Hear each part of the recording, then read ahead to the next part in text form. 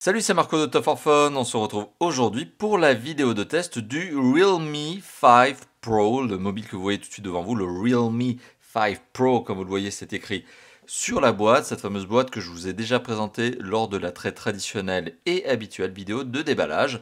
Donc je vous conseille de regarder tout simplement la boîte, ou en tout cas le déballage pour connaître le contenu de la boîte. Ce mobile m'a été fourni, je tiens à les remercier, par la boutique en ligne Headway Buy, dont vous retrouverez le lien en descriptif et en commentaire de cette vidéo. Donc n'hésitez pas à vous rendre sur leur boutique si ce mobile vous intéresse. Donc ce mobile que je vais vous présenter tout au long de cette vidéo. C'est un téléphone qui est vendu au prix maximum conseillé, c'est le prix officiel de 199 €. Mais donc sur la boutique de Headway Buy, vous trouvez déjà des prix plus intéressants que cela. Sachant que la boutique permet le paiement en PayPal. Le paiement en PayPal qui est la solution que je recommande systématiquement lorsque vous voulez faire un import. Voilà, donc ça, c'est dit. Ce téléphone, qu'est-ce que je peux vous en dire? Hop, petite parenthèse, qu'est-ce que c'est que la marque Realme, hein, cette marque que l'on ne connaît pas forcément? C'est normal, hein, c'est une marque qui est toute jeune, elle est née en mai 2019, et c'est une marque qui appartient à un groupe qui est autrement plus connu, puisque c'est un... Alors, le groupe en lui-même, non, hein, il s'appelle BBK Electronics.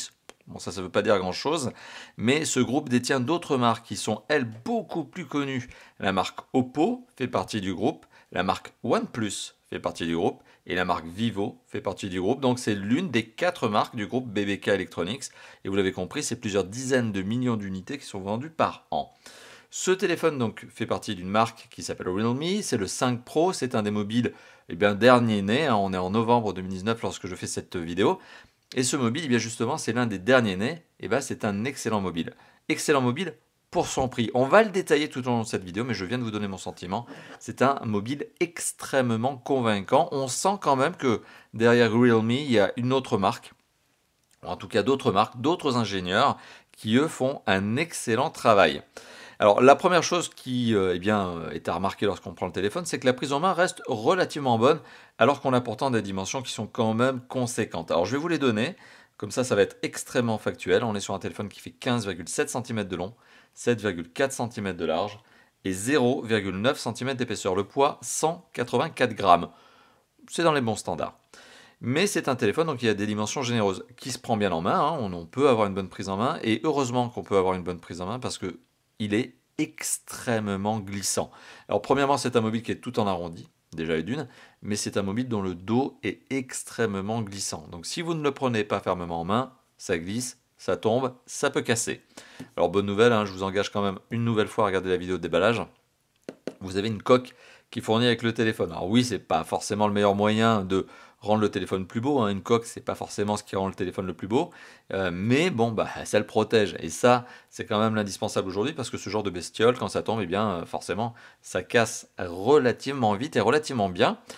C'est un téléphone qui, au look, est très sympathique. Voilà, il y a vraiment un look très étudié. Il est décliné en 2 versions couleurs. Ici, on a la version qui s'appelle, je crois, de mémoire, la Sparkling Blue. Et il y a aussi la version qui s'appelle, alors, attendez, je vais vous donner le nom exact pour éviter toute bêtise. Je crois que c'est la Crystal Green. Mais je peux vous dire une bêtise. Le temps pour moi, oui, c'est ça, c'est bien ça, la Crystal Green. Donc il y a 2 versions couleurs. Donc ici, c'est la Sparkling Blue, la version testée. Alors vous l'aurez remarqué, au dos, il y a cette sorte d'effet de facette, hein. Le téléphone a été extrêmement bien travaillé au niveau du design. Et donc il y a cet effet de facette. Ça fait un peu effet facette. Ouais, c'est le style en fait, un graphique facette, un peu de diamant. C'est très classe. C'est pas la première fois qu'on voit ce genre de style, mais ça passe toujours aussi bien, c'est toujours aussi agréable. Donc ça fait des effets de lumière, des effets de jeu d'ombré. Le mobile est construit, par contre, vous l'aurez remarqué, vous vous en doutez, en plastique. Donc c'est-à-dire que le dos n'est pas du métal, c'est pas du verre, même si c'est très convaincant, ça se règle. Ça prend énormément les traces de doigts, ça prend toutes les poussières et ça glisse, et ça n'est pas du verre, et ça n'est pas de l'aluminium.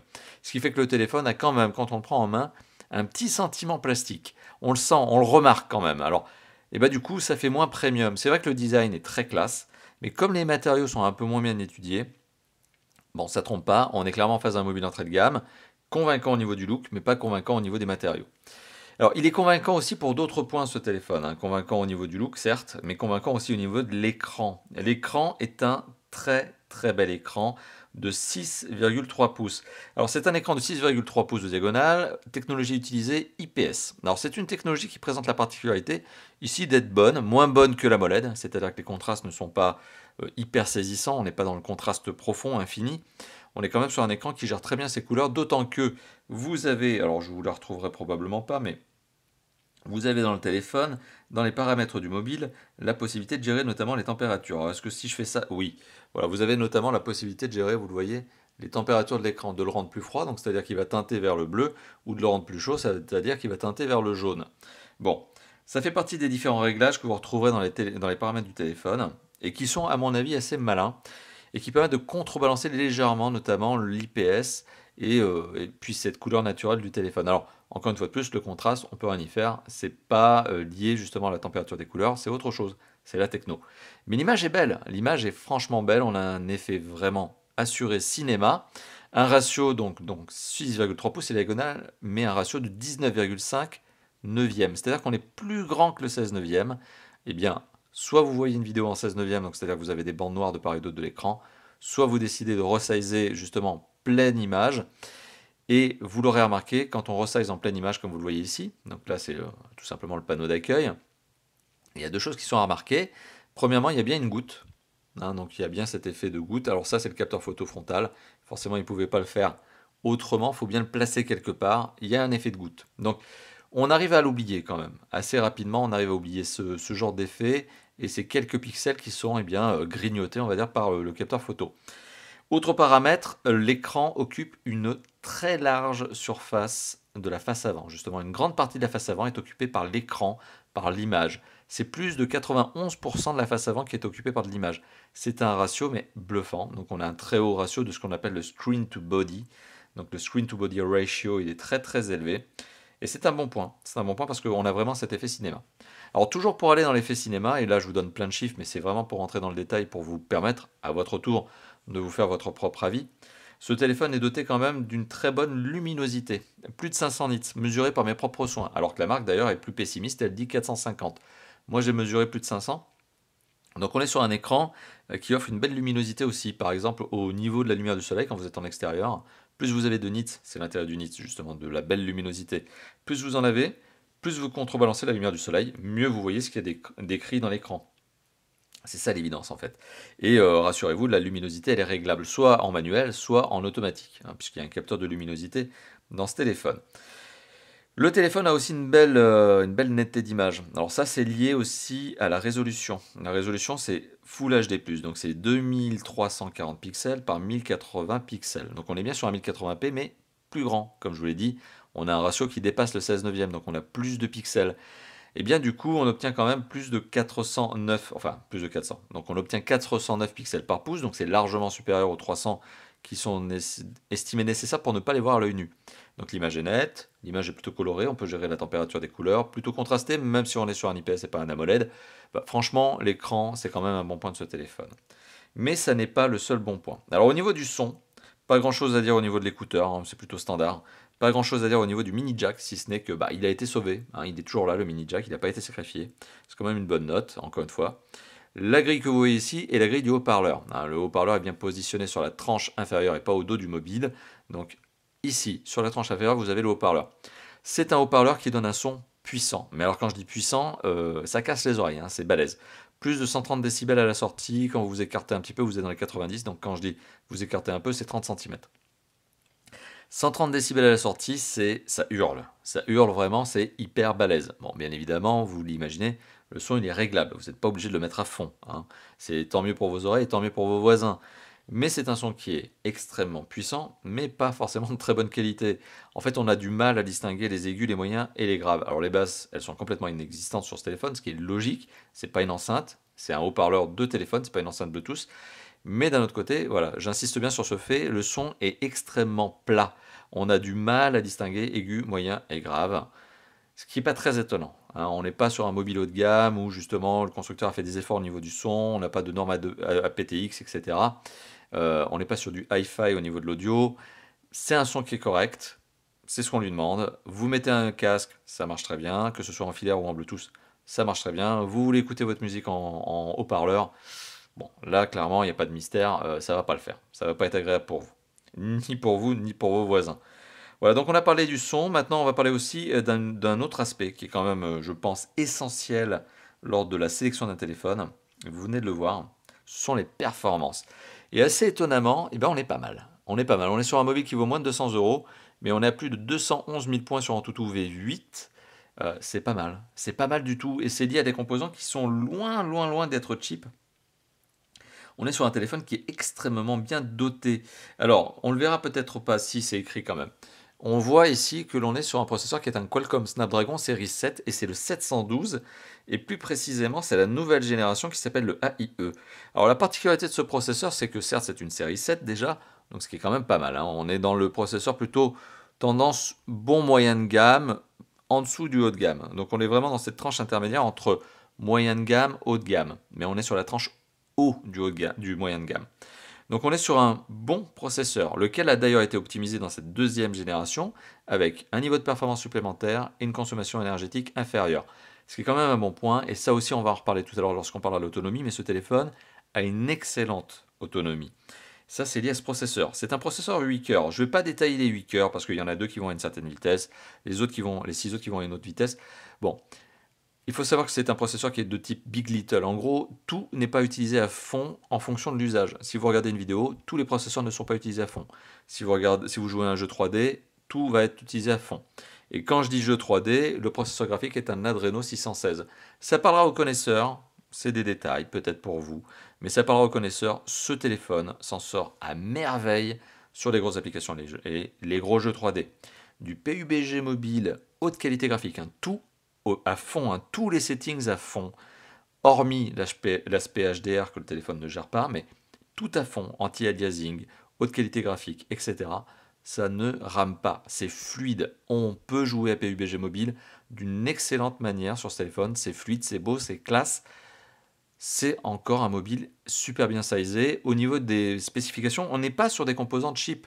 On est ici sur un mobile qui vaut moins de 200 €.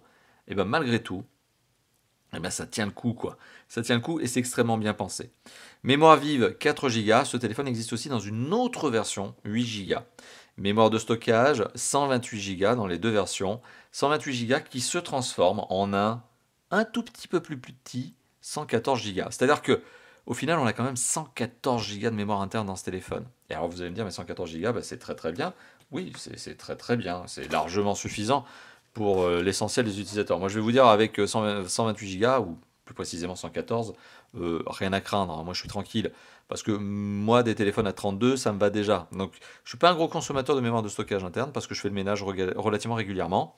Peut-être que vous êtes utilisateur un peu plus intensif au niveau de la mémoire de stockage. Vous avez peut-être besoin de stocker vos films préférés, vos MP3, etc.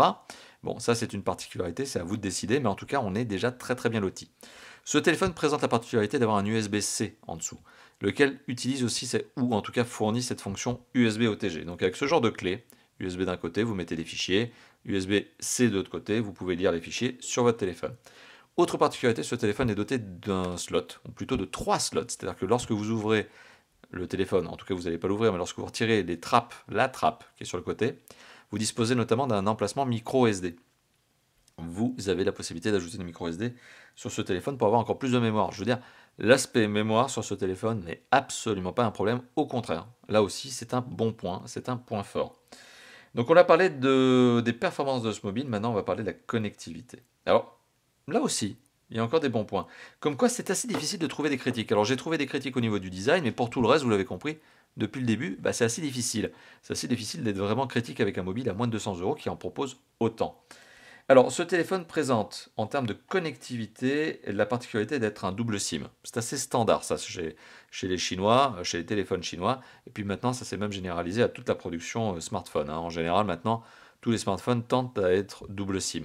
Alors que vous ayez l'usage ou pas, en tout cas, ils le sont tous. 2 emplacements de carte SIM format nano, et bonne nouvelle, la micro SD dont je vous parlais tout à l'heure ne suppose pas de sacrifier un des 2 emplacements. C'est-à-dire que vous avez une trappe qui, en fait, contient 3 emplacements, 2 cartes SIM, une micro SD. Ça, c'est le top. J'adore ce genre de choses et je remercie la marque de ne pas avoir forcé l'utilisateur à sacrifier l'emplacement de carte SIM numéro 2 pour mettre une micro SD comme certains constructeurs le font encore. Ce téléphone, et ça va plaire à certains utilisateurs, notamment de l'opérateur Free Mobile. Hein, je sais que vous êtes là en train de regarder cette vidéo, vous êtes des coquins et vous êtes des taquins parce que vous mettez des bons commentaires, vous. Alors vous avez les fréquences nécessaires pour la 4G LTE qui sont la B1, B3, B7, B20 et la fameuse B28 qui est principalement utilisée par Free Mobile. Je sais que certains d'entre vous sont extrêmement tatillons et aiment bien me dire que non, la B28 est aussi utilisée par d'autres opérateurs, en France en tout cas, mais non, j'insiste, c'est principalement Free et je dis bien ce que je veux. Et Free Mobile effectivement utilise cette fameuse B28 que vous retrouverez dans ce téléphone. Est-ce que vous n'êtes pas content, hein? Laissez-moi votre appréciation dans les commentaires, dites-moi ce que vous pensez de ça. Mais bonne nouvelle, vous avez toutes les fréquences pour la 4G, notamment en France. Alors, à côté de ça, plein d'autres choses. Ce téléphone est bien sûr doté d'autres connectivités. Alors, on va les passer très rapidement parce que finalement, elles sont devenues standards. On a du Wi-Fi, AB, GNAC, donc on a toutes les normes, y compris la fameuse AC que vous allez utiliser sur votre box internet Wi-Fi 1 GB seconde de la mort, qui vous permet de télécharger vos films en toute légalité bien sûr, mais le plus rapidement possible. Donc ça c'est faisable, donc vous avez le Wi-Fi AC, hein, le max du max du max. Vous avez du Bluetooth 5.0, donc le top pour votre casque et pour votre voiture, pas de problème d'appairage, j'en ai pas noté en tout cas, ça c'est toujours super bien passé. Vous avez du AGPS, donc le réseau de satellites américain, qui utilise aussi les bornes Wi-Fi et les antennes cellulaires pour accroître la précision de localisation. Donc AGPS, je le rappelle. Vous avez aussi du GLONASS. GLONASS, c'est le réseau de satellites russe. Vous avez aussi le BDS, c'est le réseau de satellites chinois. Et vous avez maintenant Galileo, le réseau de satellites européen, qui est utilisé par ce téléphone. Vous avez le mini jack, qui est utile notamment si vous voulez mettre le kit piéton. Hein, ça, c'est toujours une bonne nouvelle supplémentaire. Il est toujours disponible. Vous avez de l'USB-C, toujours ici, disponible pour la charge, la synchronisation et notamment pour mettre, je le rappelle, ce genre de clé dessus. Fonction USB OTG. Bon voilà, etc., etc. Vous avez plein de choses en termes de connectivité, il est complet, il n'y a pas de problème. Si je lance ce petit sensor box, vous verrez aussi un autre petit aspect sur ce téléphone, c'est que ce téléphone dispose finalement de tout ce qu'il faut, notamment en termes de connecteurs. Vous avez du capteur de luminosité, de proximité, du gyroscope, de l'accéléromètre, etc., etc. Donc vous pouvez même faire de la réalité augmentée avec ce mobile. Ah, petite parenthèse, quand je parle de connectivité, alors pour moi c'est pas une parenthèse, pour vous ça l'est peut-être, mais quand je parle de connectivité, j'aime bien notamment parler du DAS. Le DAS, c'est le débit d'absorption spécifique. C'est ce qui fait qu'on valorise, c'est la capacité d'émission d'onde du téléphone, hein, c'est une norme légale. Donc il faut être en dessous des 2 watts par kilo pour être commercialisé légalement, notamment en Europe. Il y a la même version, il y a le SAR, c'est la même chose, mais aux États-Unis. Ça ne se calcule pas tout à fait de la même manière, mais c'est l'équivalent. Ce téléphone a un DAS au niveau de la tête qui est de 0,831 watts par kilo et au corps de 1,28. Donc on va prendre le score à la tête, qui est celui qui me permet de benchmarker les téléphones entre eux. C'est un score qui est relativement élevé pour un mobile de l'année 2019, qui n'est pas catastrophique parce que j'ai quand même vu des téléphones haut de gamme dépasser les 1 encore en 2019, mais c'est un score élevé. Il n'y a pas de mystère là aussi, on est sur un DAS d'un téléphone qui balance fort quand vous êtes en appel. C'est pas une cata, il y a quand même pire, mais il y a quand même mieux. Et on est sur un téléphone qui vaut 200 €. D'un autre côté, c'est logique, hein. Les constructeurs chinois en général ne font pas beaucoup d'efforts déjà sur le DAS, et encore ils en font encore moins quand on est sur des téléphones d'entrée de gamme. C'est le cas ici, forcément, un téléphone d'entrée de gamme, il n'y a pas beaucoup d'efforts de la part de la marque. Donc un DAS qui est plutôt dans la tendance haute, on va dire, de la production actuelle. Est-ce que c'est grave? Bon, à vous de me le dire. Moi, j'ai souvent parlé du DAS. Je vous ai donné plusieurs fois mon avis. Dans toutes les vidéos de test, je vous en donne justement, je vous donne l'information et je vous donne mon avis. Maintenant, à vous de réagir dans les commentaires. Alors, c'est pas tout, hein, bien sûr, ce téléphone a plein d'autres choses, mais on va quand même essayer d'aller les simplifier au maximum au niveau du discours notamment, parce que sinon je vais vous faire une vidéo qui va durer 1 heure. Ce téléphone est doté d'un système d'exploitation. Vous me direz c'est normal, c'est quand même un peu logique. Ce téléphone est doté d'un système d'exploitation qui n'est pas n'importe lequel. Vous le voyez ici, si la caméra fait son focus et elle le fait, version d'Android 9. Donc on est sur un Android Pie. Voilà, donc Android Pie, très très bon système d'exploitation, multitâche, multifenêtre, ça marche à merveille, c'est top de top, c'est le top. Ok. Sur ce système d'exploitation qui s'appelle donc Android 9.0 Pie, qui précède donc la version 10, que ce téléphone aura probablement. Normalement, le constructeur va mettre ce téléphone à jour avec la version 10 d'Android. J'ai envie de vous dire tant mieux. Non, ce qu'il faut aussi souligner ici, en plus, c'est que ce téléphone est doté de la version ColorOS 6.0. Qu'est-ce que c'est que ColorOS 6.0 ? Eh bien, c'est cette sorte de... Alors moi j'appelle ça une surcouche, certains d'entre vous aiment bien appeler ça un fork, c'est-à-dire un dérivé en fait d'Android. Bon, moi j'aime bien appeler ça une surcouche parce qu'on reste quand même sur de l'Android, point. C'est une surcouche qui n'est pas forcément ma tasse de thé. C'est pas qu'elle est mauvaise en soi, elle rajoute quand même notamment un panneau ici supplémentaire, des fonds d'écran, des icônes, etc., des sonneries. C'est juste que je la trouve un peu inutile. J'aime bien en fait Android One, j'aime certaines surcouches constructeurs, mais ColorOS, bon, on retrouve vite ces petits, hein, c'est franchement hyper intuitif. Le menu paramètres est principalement la grosse modification de ColorOS, hein.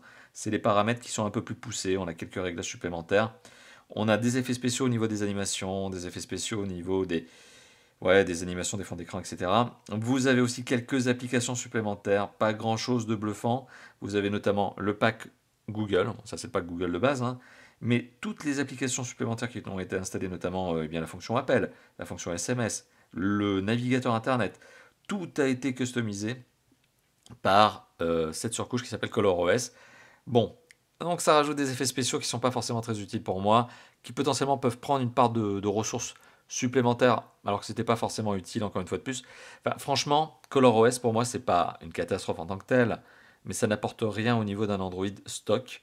Et ici, en fait, c'est juste pour dire de la part de la marque, bah tiens, on a fait un système un peu à part. Ok, bon, bah, c'est très bien, oui, il y a un système un peu à part, mais il apporte rien, ou en tout cas rien de vraiment sympathique. Même la fonction email, hein, le logiciel, l'application email a été remplacé par un truc qui s'appelle Aquamail, qui est une application partenaire. Voilà, donc bon, allez, j'ai pas grand chose à dire sur cet OS, il est pas mauvais, c'est Android 9.0 qui est derrière, mais la surcouche, et j'insiste, moi pour moi j'appelle ça une surcouche, c'est pas terrible. En fait, ça sert à rien, quoi. Voilà, c'est juste ça. C'est pas que c'est mauvais, c'est juste que ça sert à rien, et puis je suis pas hyper fan non plus. Alors maintenant, on va parler de deux usages et après, on va se laisser pour la conclusion de cette vidéo. Voilà, vous l'avez vu, hein, il prend toutes les poussières sur ce téléphone et toutes les traces de doigts. Qu'est-ce qu'on peut se dire au niveau des capteurs photo? Alors, 4 capteurs photo à l'arrière. Non, et 4, sérieusement, c'est pas une blague, hein, il y en a vraiment 4. Hein, on les voit, notamment le 48 mégapixels qui est ici, qui est un Sony. Alors, je vais même vous donner la référence, hein, comme quoi on va vraiment dans le fond de la chose, dans le fond du détail. On est sur un Sony qui est un IMX 586. Donc déjà, bon capteur photo, c'est une bonne nouvelle. On a aussi un 8 mégapixels, un 2 mégapixels et un 2 mégapixels. Alors la particularité de ces 4 capteurs photo, c'est que le 48 mégapixels, c'est le capteur de ouf, de malade, celui qui va vous servir à faire des portraits, à des panoramiques et des paysages. Vous avez un 8 mégapixels qui est théoriquement celui qui est destiné à faire du grand angle. Vous avez un 2 mégapixels supplémentaire qui est destiné à gérer l'effet bokeh, notamment l'effet donc portrait, profondeur de champ en portrait avec le 48 mégapixels. Et vous avez un 2 mégapixels supplémentaire qui est là pour l'effet macro, pour gérer au mieux la macro. Bon, l'effet macro, c'est vrai qu'il est bien. Il n'y a rien à redire dessus. La profondeur de champ, grâce aux 2 mégapixels complétant le 48 mégapixels, c'est vrai que les photos portraits sont pas mal. Et le 8 mégapixels, franchement, pour lui, pour le coup, il n'est pas très très utile. Alors, donc, on sent vraiment que le constructeur en a mis 4, histoire de faire l'argument marketing. On sent que le 48 mégapixels, même s'il est bon, il est là pour l'argument marketing. Après, on va pas s'en plaindre, il marche bien. Particularité, donc, c'est que effectivement la qualité est plutôt bonne au niveau des 4 capteurs photo. Hein, bon, bah, après, tous ne sont pas utiles. On aurait pu avoir un 48 mégapixels plus un 8 mégapixels ou un 2 pour la profondeur de champ. Mais bon, voilà, le constructeur a voulu mettre un effet marketing de ouf ici. On a du flashlight, bien sûr, dual tone, hein, c'est quand même un bon point. La qualité photo, comme je l'ai dit il y a quelques instants, et j'aurais probablement mis une incrustation photo, est bonne. Que ce soit notamment sur du portrait classique, et sur du mode macro, même le mode macro marche très très bien. Et le mode macro, bah, c'est le fait justement de s'approcher très près du sujet et de le prendre en photo et de garder une netteté. Autre particularité, quand vous prenez des photos avec ce téléphone, allez hop, je vais lancer l'application photo, il y a tout un tas de modes photo. Alors bon, il n'y a rien de très bluffant, c'est une application photo. Alors par contre, elle est customisée pour être en application avec ses capteurs photo. Il y a du settings hein, quand même là-dessus. Mais voilà, qu'est-ce que vous pouvez faire? Bah, vous pouvez utiliser le mode ultra 48 mégapixels, paysage nocturne pour optimiser justement la photo en nuit, du panorama, de mode expert qui vous permet notamment de débrayer, hein, c'est-à-dire de gérer tous les paramètres de prise de vue. Bon, vous avez cette particularité-là. Vous avez quoi d'autre? Vous avez photographie par intervalle. Vous pouvez prendre une photo, puis quelques secondes plus tard une autre photo, puis etc. C'est très bien pour faire des time shows, je crois que c'est comme ça qu'on appelle ça. Enfin bon, peu importe. Vous avez compris le truc. Vous avez le mode ralenti, vous avez le mode ultra macro. Ultra macro qui marche vraiment très très bien. Après, vous avez d'autres modes automatisés, hein. Vous pouvez prendre une vidéo. Voilà. Alors, hop, on peut rentrer dans les paramètres du téléphone. Vous pouvez prendre une vidéo, fréquence d'image 30 images par seconde ou 60 images par seconde, 1080p, etc. Bon, très bien. Vous pouvez revenir en mode photo, vous pouvez prendre des photos 4 tiers, des photos 16 neuvième, vous pouvez prendre des portraits, ça va gérer l'effet bokeh. Bon, on va pas s'apesantir plus sur ce sujet-là, vous avez même des effets hein, pour gérer par exemple la prise de vue, gérer du noir et blanc, gérer des renforcements de couleurs, etc. C'est pas très intuitif d'ailleurs, parce qu'il y a écrit, vous voyez, hein, hop, je vais vous le montrer, voilà, hein, un mode O5, ça ne veut pas dire grand-chose, mais il y a un mode O5. Bon après, charge à vous de naviguer un petit peu et de vous faire votre propre opinion sur les filtres. La qualité photo frontale, alors elle est confiée justement à un capteur photo qui lui aussi est un Sony. Hein, comme quoi là, les arguments marketing sont bien mis en avant. La marque d'ailleurs est très fière de dire que ce sont des Sony. Hein. C'est un Sony IMX 471. C'est un 16 mégapixels qui, je vous l'ai dit tout à l'heure, prend place ici. Voilà, donc 16 mégapixels qui prend aussi des bonnes photos. Pas grand chose à dire dessus, c'est rapide, ça gère bien, boum, c'est fait. Ok, les photos, j'aurais probablement mis là aussi une incrustation photo, sont de bonne qualité. Alors, parenthèse à faire, la qualité photo dorsale est bonne dans le sens où il y a aussi non seulement une bonne gestion des couleurs et des ISO, mais aussi une bonne gestion du piqué de la photo, c'est-à-dire cette impression de crispy, la netteté, le détourage, ça c'est bien. Au niveau du capteur photo frontal, par contre, pour le coup, la netteté d'image est un petit peu en retrait. On sent que le téléphone a un peu plus de mal avec la gestion des ISO, déjà ça c'est le premier point, trop de lumière il n'aime pas assez de lumière il est perdu. Donc ça c'est le premier paramètre. Deuxième paramètre, effectivement l'effet de piqué, le détourage, ça manque un peu. Ça peut être renforcé, hein. Il y a quand même des applications qui vous permettent de gérer ce genre de choses, ou par exemple un logiciel sur votre ordinateur vous permet de renforcer l'effet de piqué. Mais c'est vrai que de base, l'effet de piqué du capteur photo frontal est un peu léger, on a du mal vraiment à avoir ce côté punchy de la photo, hein. Le côté ce que j'appelle crispy de la photo. Voilà, craquant, croquant de la photo. Voilà.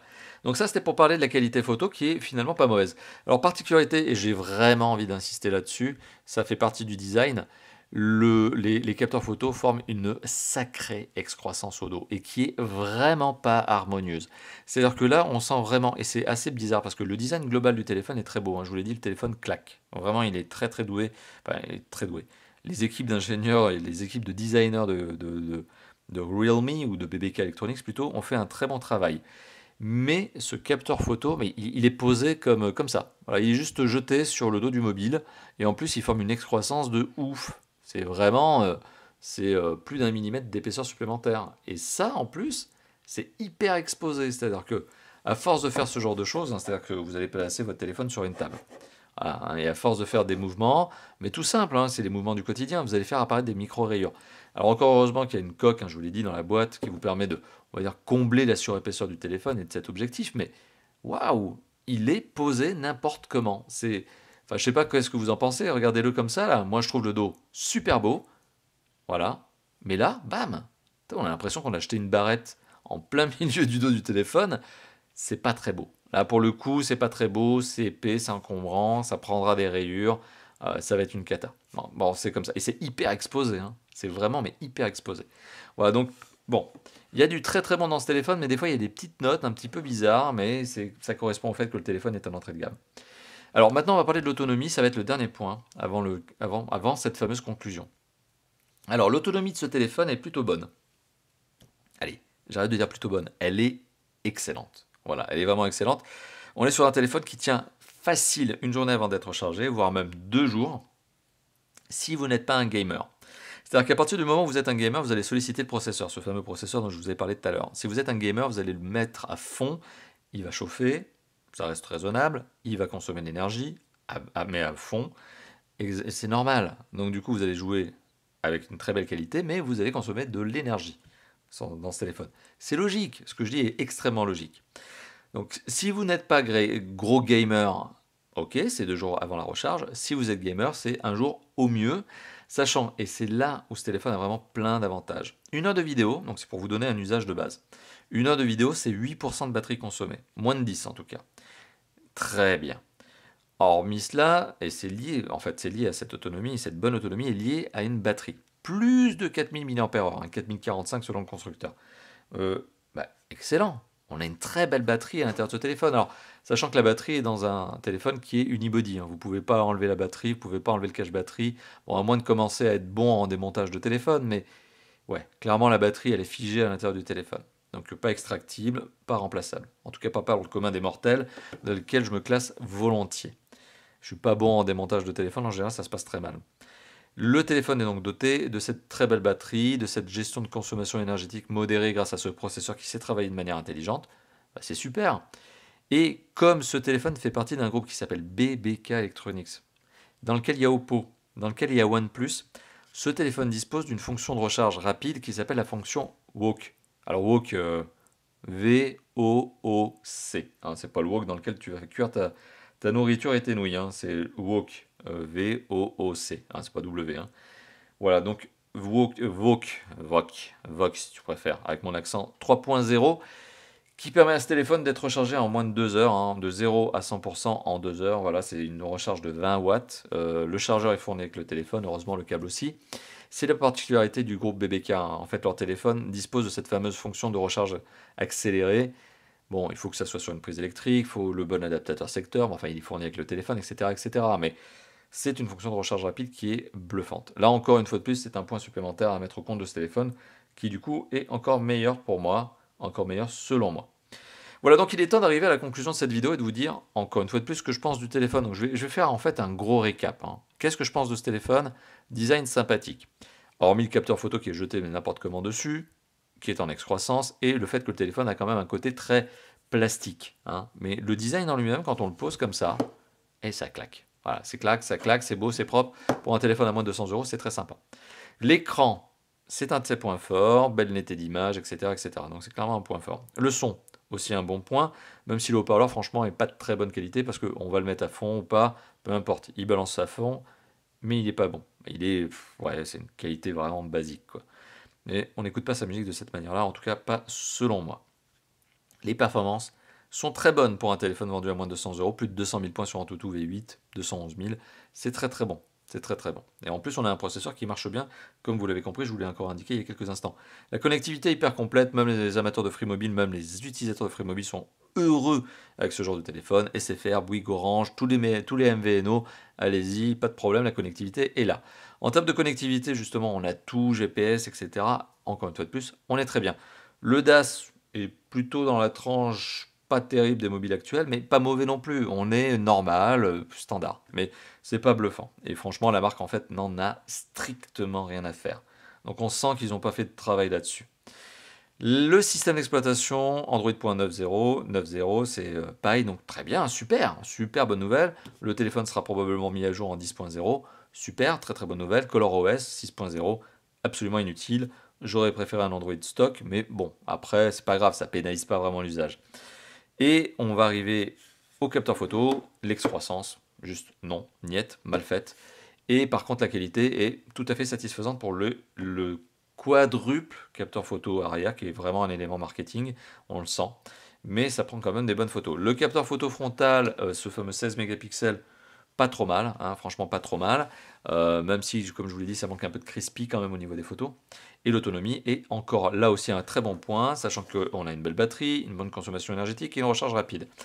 Et je me rends compte qu'on est en train d'arriver à la conclusion de cette vidéo et que je ne vous ai pas parlé du capteur d'empreinte digitale qui est bien présent ici, qui tombe très bien sous le doigt et qui marche très très bien. Je mettrai une incrustation maintenant, tout de suite, right now, pour vous permettre de voir le truc. Mais oui, le capteur d'empreinte digitale marche très bien, c'est un bon point. Là aussi, ça déverrouille vite, ça déverrouille bien. On ne peut pas se tromper d'empreinte digitale, parce qu'il ne fait pas de bêtises, il ne déverrouille pas avec n'importe qui, n'importe quoi. Bon point. Voilà, donc c'est clairement un mobile que je vous recommande à l'achat. Je remercie Edway justement de me l'avoir fourni à l'occasion de ce test. Donc merci à eux. N'hésitez pas à vous rendre sur leur boutique. Hein. Je mettrai, comme je vous l'ai indiqué, le lien en descriptif et en commentaire de cette vidéo. Je mettrai probablement le logo quelque part par ici. Donc encore une fois de plus, merci à Edway de m'avoir fourni ce téléphone à l'occasion de ce test. Vous pouvez vous rendre sur leur boutique. Et en plus, comme je vous l'ai dit tout à l'heure, ils acceptent le PayPal. Donc franchement, au top du top. Donc, et encore, j'insiste bien là-dessus, payez toujours en PayPal lorsque vous utilisez des boutiques d'import. C'est ma recommandation absolue. Voilà, donc je n'ai pas grand-chose d'autre à ajouter. Vous avez vu une vidéo qui vous a permis pendant plus de 30 minutes, hein, on est bientôt à 34 minutes, pendant près de 34 minutes, vous avez vu cette vidéo qui vous a permis d'avoir toutes les informations nécessaires pour faire votre propre choix. Maintenant, vous êtes au courant, vous savez tout de ce téléphone. En tout cas, c'est mon avis. Donc voilà, merci à vous donc d'avoir regardé cette vidéo. Si cette vidéo vous a plu, vous le savez.